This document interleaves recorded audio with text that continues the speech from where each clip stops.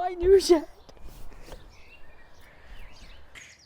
This garden looks so completely different today to what it looked like when we moved into this house 13 years ago now. We moved in and this lawn was here. This side bit was just all these red stones. All up the fence here was just all the red stones. The back of the garden was 2 sheds and all the red stones. That's it, yeah. That was it, literally it. There was a few pots with dead things in them.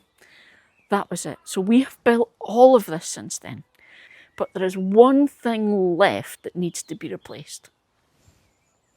Yes? Kate's shed. How long have you had that shed? Since we moved in, 13 years. How long do you think it was here before then? Probably at least 10 years, judging by the state of it. I think it looks fabulous. There's nothing wrong. You don't need a new shed. Yes, I do. Tell us what's wrong with it then. Well, we've already replaced the floor 5 years ago. Yeah. Because you used to go into the shed and think, oh, this has got a nice bouncy floor. Turned out it had a bouncy floor because it had completely rotted away. And it was covered in linoleum, so you couldn't see that Yeah, there was... linoleum on the shed floor. It's nice, easy to clean. But there was no floor. It had rotted out because the shed had been put directly onto the ground instead of raised up so that you got airflow underneath it. So we've replaced the floor and we've replaced the felt on the roof. And then internally I have patched various bits, various times. The windows. To stop the windows falling out. Yeah. It's showing its age, basically. Let me show you the door. It's a bit warped at the bottom. Okay. And it doesn't matter how often I adjust the hinges, it tilts that way. Oh yeah, okay. Oh, it is totally coming away. It's all Yeah. all splayed there. Yeah. Bits are coming loose and coming off. Knock that back on again. The barge boards are all rotten. Oh, oops. Good job you're getting a new one then. So yeah, Okay. You see that it's all opening up along the grain as well. Quite badly there. I'm going to make a mad guess that you're going to want to replace some of that. Yes, because basically that was the only space to put tools in. Uh-huh. So I kind of squished them in, but they're not very well organised. I don't know, that looks like the trendy tool wall that you see people hanging things on. Yeah, except it's all braced with random bits to stop things falling down, and there's stuff on the floor that gets in the way. I should point out, this stuff is on the floor because you had shelves in here. Yes, and you've taken them down. Yeah. Okay, so do you have plans for how you're going to do your tools and stuff? Yes, I'm going to organise them much better. Have you just got heaps of plans and dreams and hopes? And yes. Okay, I think we have to make that happen then. Yes. Look at my new shed. You happy then? Yeah. Do you want to give us a tour? Yeah. Who lives in a shed like this? I can't do Lloyd Grossman's Can't do the voice. accent. I can't do the accent. So welcome to the East Lothian episode of Cribs. Come inside. Step inside. That's a Walk song, this isn't way, it? you and me, babe. Hey, hey. Okay. So yes, as you can see, I have so much more space. Look. Very high. Very high, which is good. That means I don't bang my head on the roof. Means I've got height to hang things, height for more shelves, and I've made the space much better. Tell me about your hanging things. So one of the issues we had before was that we'd made the space very long and narrow, and then things were stacked in front of each other, and so if you wanted a spade you had to move things out of the way and not drop it on your feet or drop it on things. So now it's all neatly racked up, utilising the best space, so doubling up of things.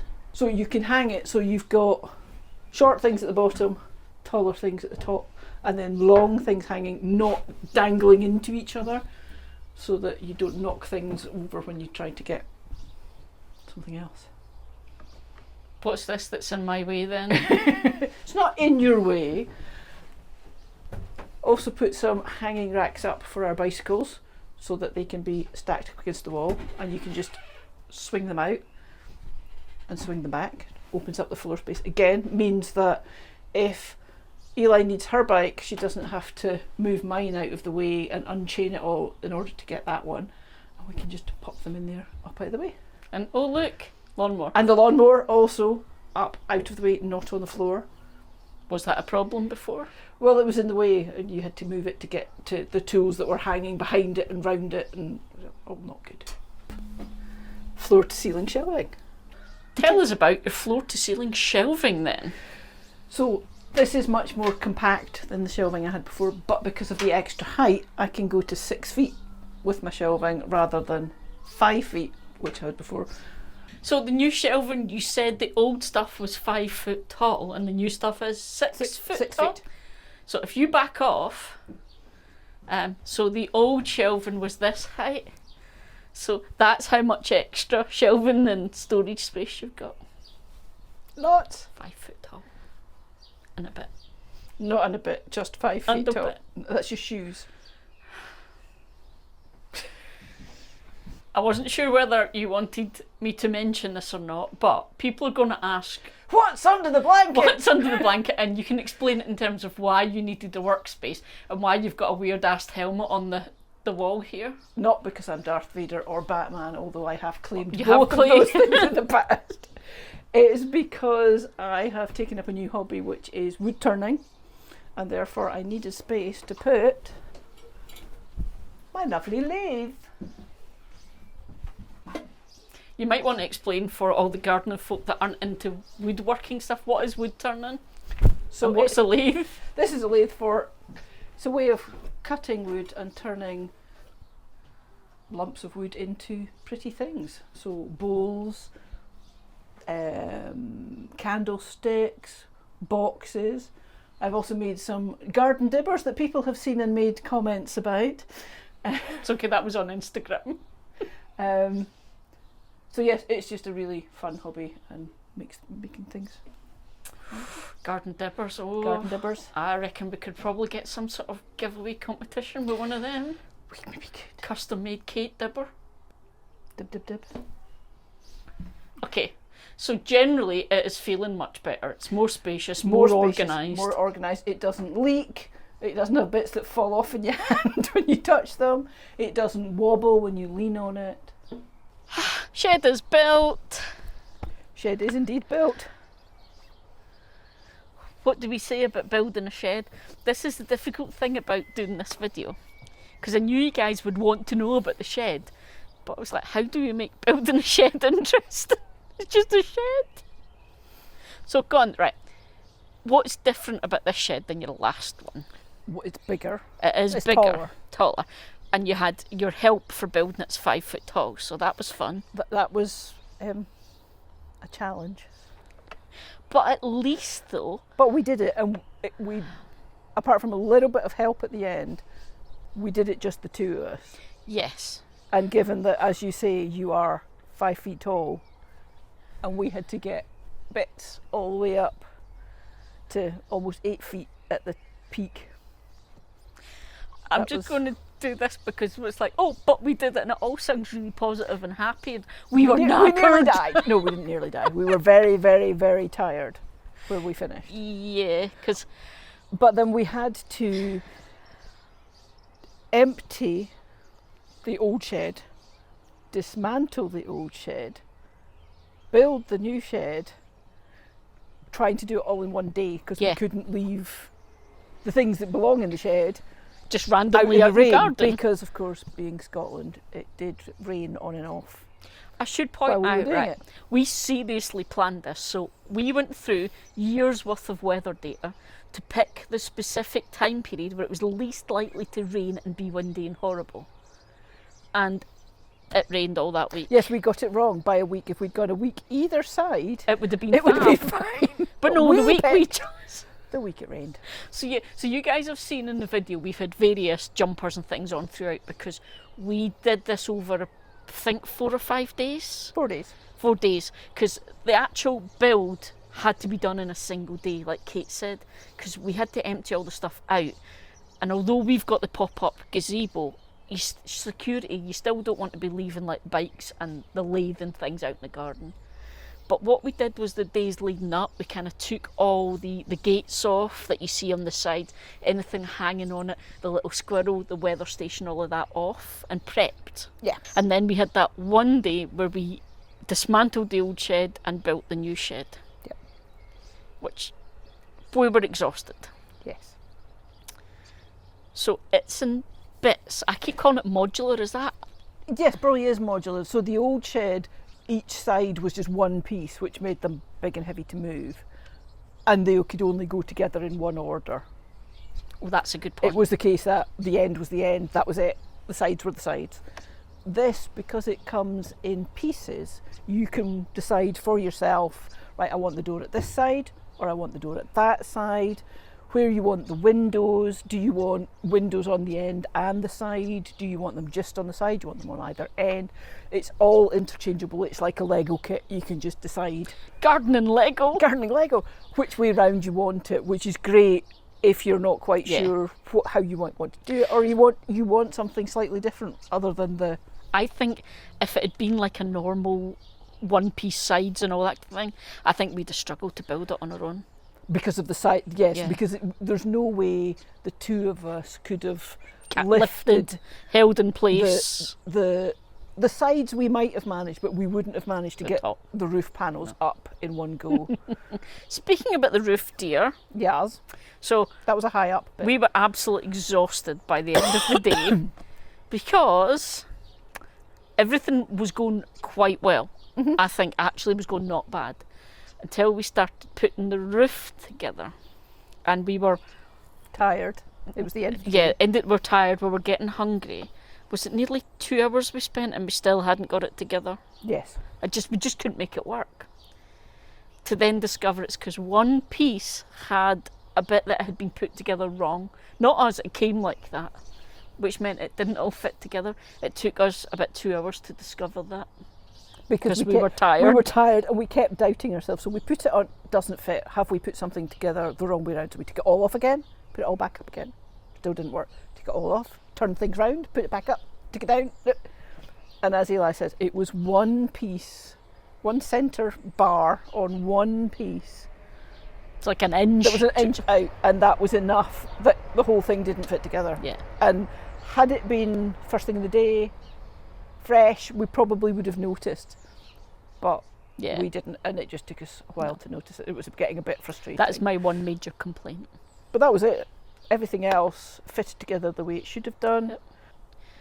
So yeah, I think it's a much better job. Yeah. But I have to say though, there was one thing that really, really disappointed me, and I was heartbroken. I do. I thought I had caught a smug Eli moment where Kate's whole planning and storage thing hadn't gone as well as she thought, and she'd lost something and couldn't find it, and she bloody found it in seconds. I'm sorry to do this to you, but I like the world to know that you're not as amazingly perfect as they assume. Why are you going through these boxes, dear? Because I bought extra hooks to go with my tool racks, but then didn't put them with the tool racks, so I didn't know where I'd put them, but I think I found them. Oh, that's too easy. You cannot have found them in the first box. Well, I looked for a box that didn't have an awful lot in it, and it's like it must have been an empty box that was just sitting with random things in it, so it does look, there we are. So actually, I think you might want to revise your statement, in fact, that I am in fact perfect. I swear you would follow up. You love me. Right.